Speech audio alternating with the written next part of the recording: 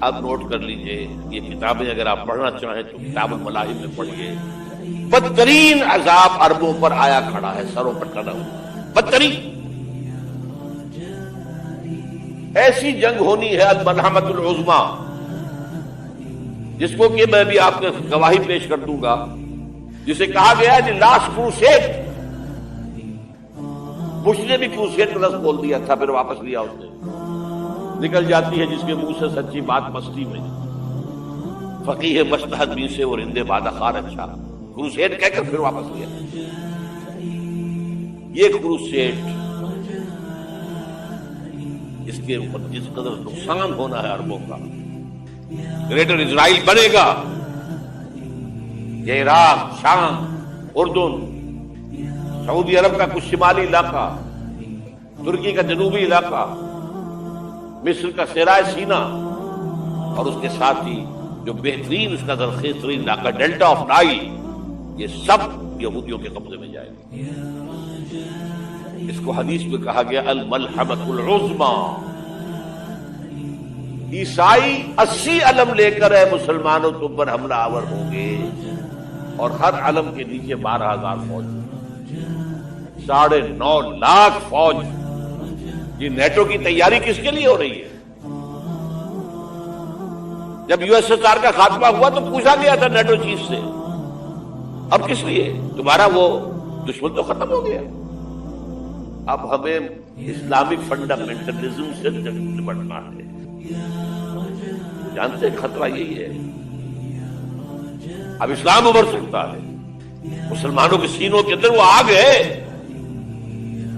اوپر خاکستر آ گیا ہے، تمہیں اٹھانا بیٹھنا، یہ اندر تو انگارہ ہے، اوپر سے راکھ ہے، اس سے دھوکہ نہ کھا جانا ان کے دلوں کے اندر۔ اور بش نے کہا تھا مسلمان چاہتے ہیں کہ ہسپانیہ سے لے کر انڈونیشیا تک نظام خلافت قائم کریں، اور میں حیران ہوا تھا کہ اس کمبخت کو ہسپانیہ کا خیال کیسے آ گیا؟ ہمیں تو کبھی آتا ہی نہیں، ہم تو بھول گئے، وہ تو 500 برس پرانی بات ہے جبکہ وہاں سے ہمیں نکال دیا گیا تھا۔ اگرچہ اقبال نے کہا تھا ہے ارض فلسطین پہ یہودی کا اگر حق، ہسپانیہ پر حق نہیں کیوں اہل عرب کا؟ ہسپانیہ میں تو 800 سال حکومت کی مسلمانوں نے، اور ابھی 500 برس سے گزرے ہیں نا۔ یہودی تو ارض مقدس سے 2000 سال نکالے گئے، انہیں نہ کیا بات کیا گیا، عربوں کے سینے میں خنجر پھونک دیا گیا۔ وہ چھوٹا سا ملک جو چاہتا کرتا، کوئی پوچھنے والا نہیں۔ امریکہ جیسے اپنے بیٹے کی حفاظت کرے ویسے کرتا،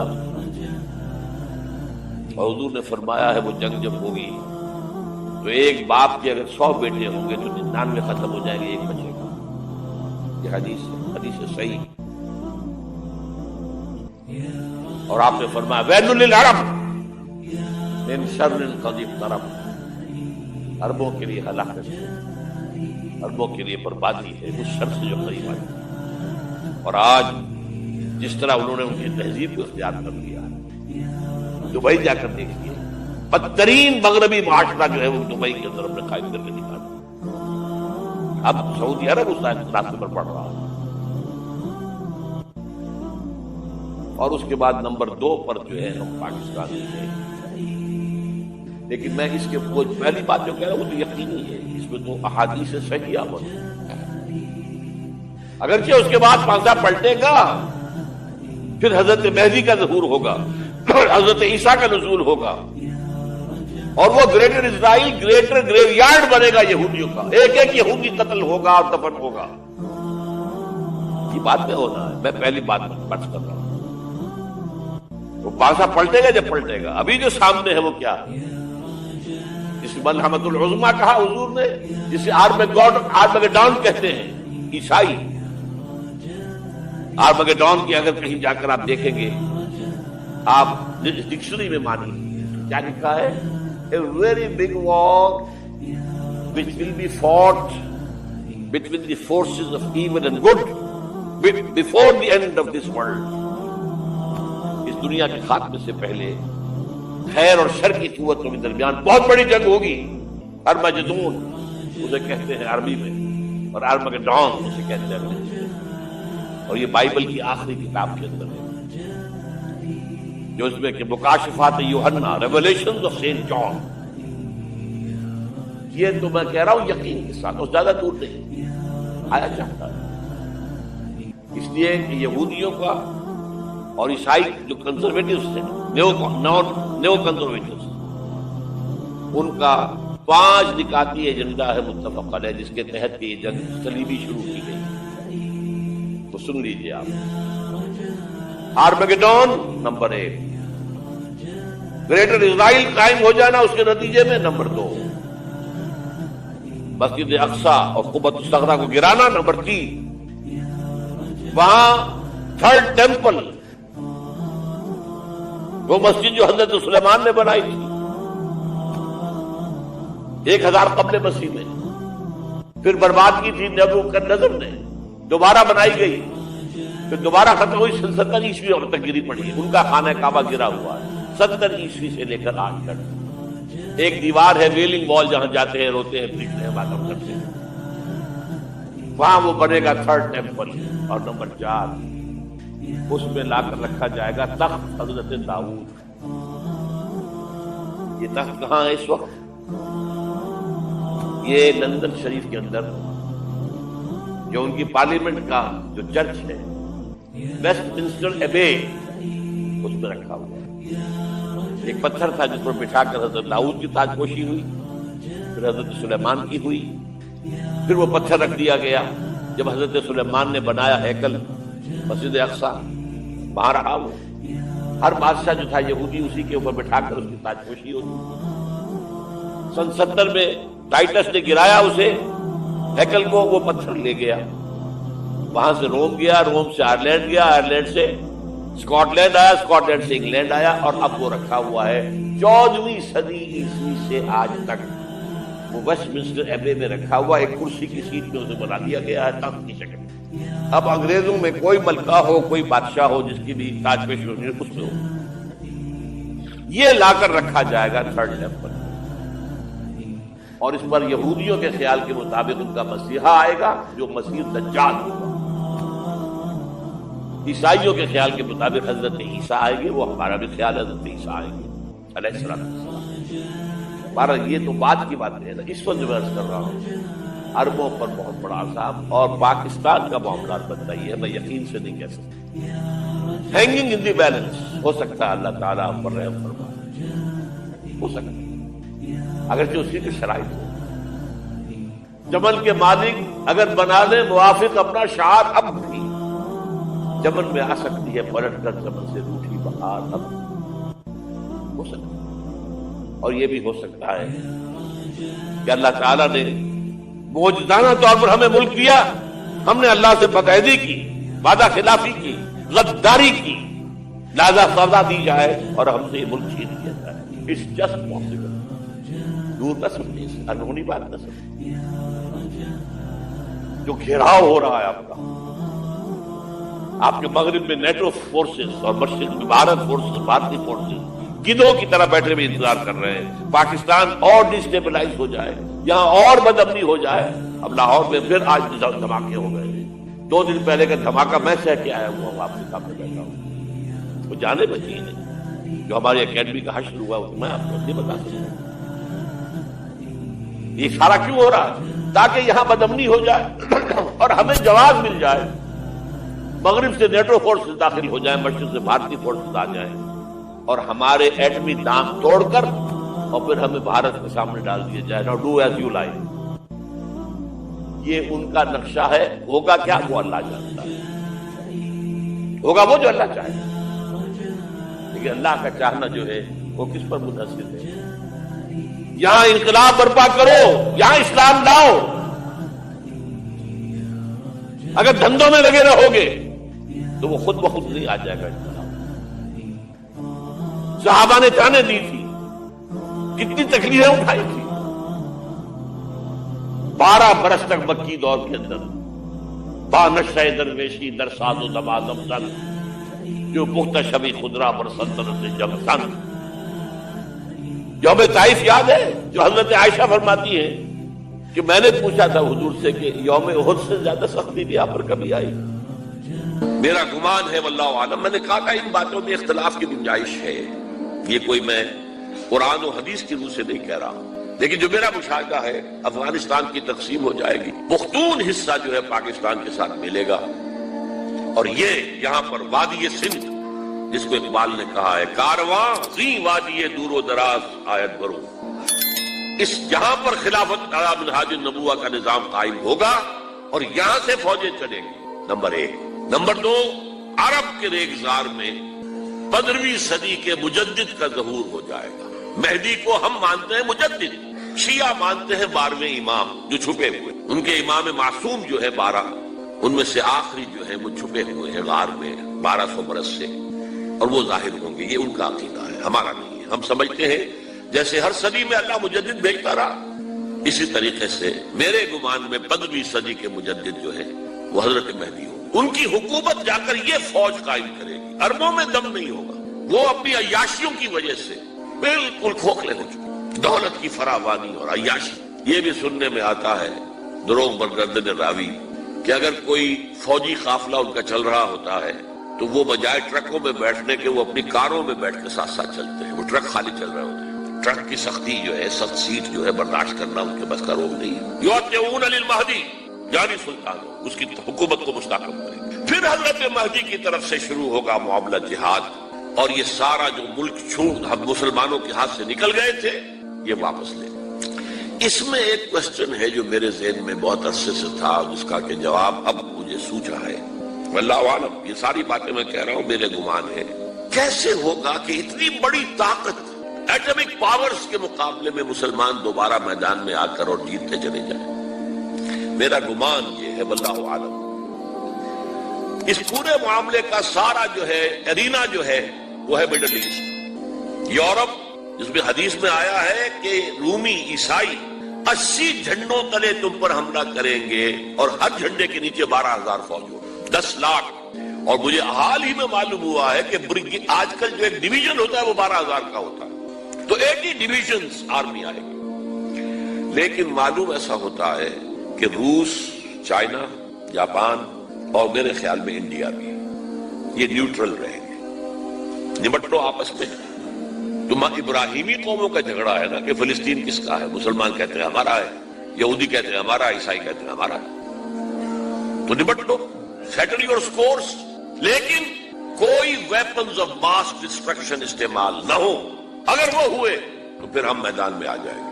میرا گمان یہ ہے کہ ویپنز آف ماس ڈسٹرکشن استعمال نہیں کر سکیں گی مغربی طاقت، اور پھر جنگ کے اندر مسلمانوں کے ساتھ جیتنا ان کے لیے ممکن نہیں ہے۔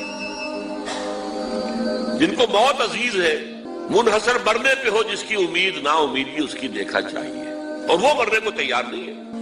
وہ تو 40,000 فٹ کی بلندی سے نیزی کٹر پھینک سکتے ہیں، نیچے نہیں آئیں گے، اور جب نیچے کچھ اتنے تھے تو جو حشر کیا تھا، تو جو بات کہی تھی رمزفیلڈ نے، ویری ٹینیشیس فائٹرز، یہ افغان والے جو ہیں یہ تو چمٹ جانے والے ہیں، یہ ایسے جنگجو ہیں، ان سے جان چھڑانی مشکل ہے، جن کے لیے موت سب سے بڑی کامیابی ہے۔ شہادت مطلوب و مقصود مومن نہ مال غنیمت میں کشور کشائے، مسلمانوں کا مقابلہ کر سکے، یہ ہے میرا گمان، واللہ عالم۔ بہرحال پہلا مرحلہ کسی اجمی ملک میں جو میرے نزدیک پاکستان اور افغانستان پہ مشتمل ہوگا، خلافت کا نظام پہلے آئے گا، پھر یہاں سے فوجیں چلیں گی، حضرت مہدی کی حکومت قائم ہوگی، پھر وہ حضرت مہدی جو ہے وہ جہاد کریں گے، قتال کریں گے، اور اس قتال کے آخری مرحلے پر حضرت عیسیٰ علیہ السلام بھی نازل ہو جائیں، اور غالباً ان کے ذریعے سے پھر جتنا الیکٹرانک ان کا حساب کتاب ہے وہ ختم ہو جائے۔ حضور نے فرمایا ان کی آنکھوں میں ایسی تاثیر ہوگی جہاں تک نگاہ جائے گی یہودی پگھل جائے گی، کوئی بہت بڑا لیزر ہوگا، اور ظاہر بات ہے کہ ان کے یہ ہتھیار جو ہیں ان کا مقابلہ تو مسلمان نہیں کر سکتے، اور نہ ابھی آپ کو 100 برس بھی یہ سوچ سکتے ہیں کہ کوئی مسلمان ملک اتنی ترقی کر سکتا ہے کہ ان کے مقابلے میں پہنچ جائے ان ہتھیاروں کے معاملے میں۔ تو یہ اصل میں جو شخص سراپا معجزہ تھا، حضرت عیسیٰ جو ہے سراپا معجزہ، پیدائش معجزہ، آسمان پر اٹھایا جانا معجزہ، خلق حیات بنایا مٹی کا پرندہ، پھونک ماری اڑنے لگا، احیاء موتا، مردہ کو کہا اٹھو قم باذن اللہ، اٹھ گیا چلنے لگا۔ مادرزاد اندھے کے آنکھ پر ہاتھ پھیری اور اس کو آنکھیں اللہ نے دے دی، کوڑی کے جسم پر ہاتھ پھیرا اور کوڑ صاحب۔ اس سے بڑے معجزے تو کسی کو دیے ہی نہیں گئے، سراپا معجزہ۔ وہی آ کر آخری جو بھی ہوگا معاملہ، اس کے اندر حضرت عیسیٰ کی معجزاتی شخصیت جو ہے در حقیقت وہ فیصلہ کن ہوگی۔ میرے نزدیک یہ ہیں وہ چیزیں جس کی بنا پر میں سمجھتا ہوں کہ حالات جو ہے جدھر جا رہے ہیں، حضرت عیسیٰ کے آنے کے بعد دو نتیجے نکلیں گے۔ عیسائیوں کا مذہب ختم ہو جائے گا۔ حدیث میں آیا ہے کہ عیسیٰ آئیں گے، یکسر الصلیب و یقتل الخنزیر، صلیب کو توڑ دیں گے۔ کیا مطلب؟ کہاں تم صلیب اٹھائے پھر رہے ہو؟ میں صلیب دیا ہی نہیں گیا، یہ سب تمہارا ایک من گھڑت قصہ ہے، مجھے تو اللہ نے پہلے اٹھا لیا تھا۔ وما قتلوہ وما صلبوہ، صلیب ہی پر کھڑی ہوئی ہے عیسائیت ساری کی ساری۔ اور خنزیر کو قتل کر دی، خنزیر تم نے کیسے حلال کر دیا اپنے لیے؟ کبھی اسلامی شریعت کے اندر موسیٰ کی شریعت میں حرام تھا، وہی موسیٰ کی شریعت میں تمہیں دے کر گیا تھا۔ Don't think I have come to destroy law, یہ لا تم پر نافذ رہے گا۔ گویا کہ عیسائی مذہب ختم ہو کر اسلام میں منتخب ہو جائے گا۔ یہودی ایک ایک ختم کر دیا۔ یہودی کیوں اس انجام کے مستحق ہیں؟ اللہ کا پرانا قاعدہ چلا آ رہا ہے، جس قوم کی طرف کسی رسول کو بھیجا، اگر قوم نے بحیثیت مجموعی رسول کا انکار کیا، وہ ہلاک کر دی۔ قوم نوح ہلاک ہوئی یا نہیں؟ قوم ہود، عاد ہلاک ہوئی یا نہیں؟ قوم سمود جن کی طرف حضرت صالح بھیجے گئے، قوم شعیب، عمورہ اور صدوم کی بستیاں، آل فرعون، یہودیوں کی طرف حضرت عیسیٰ کو رسول بنا کر بھیجا گیا تھا، انہوں نے رد کر لیا، محمد رسول اللہ کو رد کر لیا صلی اللہ علیہ وسلم۔ یہ اس سزا کے مستحق ہو چکے ہیں، لیکن وہ سزا ان کا رسول ہی ان کو آ کر دے گا، اسی لیے انہیں اٹھا لیا گیا۔ ایک پوز آ گیا ہے، مستحق تو ہو گئے تھے اسی وقت حضرت عیسیٰ کے زمانے میں کہ ہلاک کر دیے جائے، لیکن حضرت عیسیٰ کے زمانے میں حضرت عیسیٰ کو اٹھا لیا اور ان کا معاملہ جو ہے وہ ملتوی کر دیا۔ جیسے کسی کو پھانسی کی سزا تو ہو جائے لیکن ابھی ایگزیکیوشن نہیں ہوئی، ایگزیکیوشن جو ہے وہ ڈیفر ہو گئی۔ یہودی ختم، عیسائیت ختم، اور عیسائی سب مسلمانوں کے ساتھ شامل ہو کر ایک ملت واحدہ بن جائیں گے۔ اچھا، یہ جو میں نے کہا ہے کہ یہ امریکہ نے جو مجاہدین کی قیادت تھی اسے آپس میں لڑا کر پھر یہاں سے بھاگ جانے کے اندر آفیل سمجھی، اس کی وجہ یہ تھی امریکہ کو اندیشہ تھا کہ یہ لوگ پڑھے لکھے جدید تعلیم یافتہ ہیں، یہ انجینئرز ہیں، گلبدین حکمت یار، احمد شاہ مسعود، استاد ربانی، بڑے عالم ہیں، فاضل ہیں، عبد الرسول سیاب الازہر کے پڑھے ہوئے تھے، اسی طریقے سے صبغت اللہ جو ہیں وہ بھی بڑے عالم آدمی تھے اور پڑھے لکھے آدمی تھے، جدید تعلیم یافتہ بھی اور قدیم تعلیم یافتہ بھی۔ تو اس اعتبار سے انہیں اندیشہ تھا ان لوگوں کی حکومت بن گئی اگر تو یہ ایک ماڈرن اسلامک اسٹیٹ بنا دیں گے، اور یہ وہ شے ہے جو ہمارے لیے سب سے زیادہ خطرناک، سب سے زیادہ ناپسندیدہ معاملہ ہوگا، اس لیے کہ اگر واقع طرح کی ماڈرن اسلامک اسٹیٹ وجود میں آ گئی تو ہمارے نظام کا خاتمہ ہو جائے گا۔ وہ تو یہ کہ سورج طلوع ہوتا ہے تو تاریکی تو جائے گی، رات کو تو جانا ہی جانا ہے، وہ تو جب تک سورج طلوع نہیں ہوتا رات کی تاریکی ہے، یہ انہیں اندازہ تھا خوب۔ بہرحال اس لیے انہوں نے خاص طور پر ان کو آپس میں لڑایا بھی۔ اس کے بعد یہ ہے کہ جب افغانستان کے لوگوں کے ناک میں دم آ گیا تو اب یہ ایک مرد مجاہد ملا عمر کھڑا ہوا، وہ کوئی بڑا عالم دین نہیں بلکہ پوری طرح جو ہے وہ تعلیم یافتہ بھی نہیں ہے، عربی مدارس وغیرہ سے، اور ان کے ساتھ عربی مدارس کے طلباء طالبان وہ کچھ کھڑے ہو گئے کمر کس لیے کہ اب یہاں کسی طرح امن قائم کیا جائے۔ یہ پکار ایسی تھی کہ جو گویا کہ افغانوں کے دل کی پکار تھی، تنگ آئے ہوئے تھے ان وار لارڈ سے اور ان کے مظالم سے اور ان کے استحصال سے، لہذا وہ جہاں گئے ان کا استقبال ہوا، بہت سے لوگوں نے اپنے ہتھیار ان کے حوالے کر دیے، یہاں تک کہ گلبدین حکمت یار جو بالکل کابل کے پاس پڑا ہوا تھا اپنی فوجیں لے کر، اور گویا کہ وہ کسی فائنل اسالٹ کی تیاری میں تھا، جب یہ آئے ہیں تو اس نے راستہ دے دیا اور خود پیچھے ہٹ گیا۔ اس طریقے سے یوں سمجھیے کہ در حقیقت افغانستان میں ان طالبان کی حکومت جو ہے یہ گاڈ گیون ہے، وہ جو ایک شعر ہے کہ خود بخود تیار ہے پکے ہوئے پھل کی طرح، دیکھیے گرتا ہے آخر کس کی جھولی میں فرنگ، تو یہ حالات نے اس درجے صورت اختیار کر لی تھی کہ یہ طالبان کو کوئی ریزسٹنس نہیں ملی اور ان کی جو ہے حکومت قائم ہو گئی. بلکہ یہ گویا کہ اللہ تعالیٰ کی جو ہے حکمت کا ایک ظہور ہوا ہے. اس میں امریکہ نے اور امریکہ کے کہنے پر پاکستان نے، سعودی عرب نے، امارات نے طالبان کو سپورٹ کیا. بے نظیر کی حکومت تھی، کہاں بے نظیر جیسے سیکولر ذہن کی اور آزاد خیال قسم کی عورت، کہاں طالبان مولوی ملاٹے ان کے خیال کے مطابق. سعودی عرب نے امریکہ کے حکم سے مدد دی، امارات نے مدد دی، پاکستان نے تسلیم کر لیا، سعودی عرب نے تسلیم کر لیا اور امارات نے تسلیم کر لیا. ان کی جو ہے ایمبیسڈرز وہ آ کر یہاں بیٹھ گئے. اس کی وجہ کیا ہے؟ امریکہ سمجھتا تھا یہ ٹھیک ہے، یہ ملا ملاٹے ہیں، انہیں کوئی دنیا کا کوئی علم ہے نہیں، یہ جانتے ہی نہیں، لہذا ان سے کھیلنا آسان ہے، انہیں ہم اپنی انگلیوں پر نچائیں گے، ان کو کٹ پتلی بنا لیں گے. اس پہلو سے انہوں نے کہا کہ یہ اچھا ہے، یہ لوگ اگر آ جائیں تو ٹھیک ہے. وہ خطرہ نہیں ہے کہ یہاں کوئی ایک ایسا اسلامی نظام سامنے آ جائے جو جدید دنیا کے تمام تصورات و تقاضوں کو بھی پورا کرتا ہو اور کتاب و سنت کے تقاضوں کو بھی پورا کرتا ہو. اس کا کوئی اندیشہ نہیں ہے، لہذا انہیں مدد دی. لیکن ہوا کیا؟ دو کام ایسے ہوئے ہیں کہ ایک تو افغانستان کے 90% علاقے پر قبضہ جو ہوا تو امن، کلی امن، چوری ختم، ڈکیتی ختم، زنا بالجبر ختم، زنا ختم. تو اب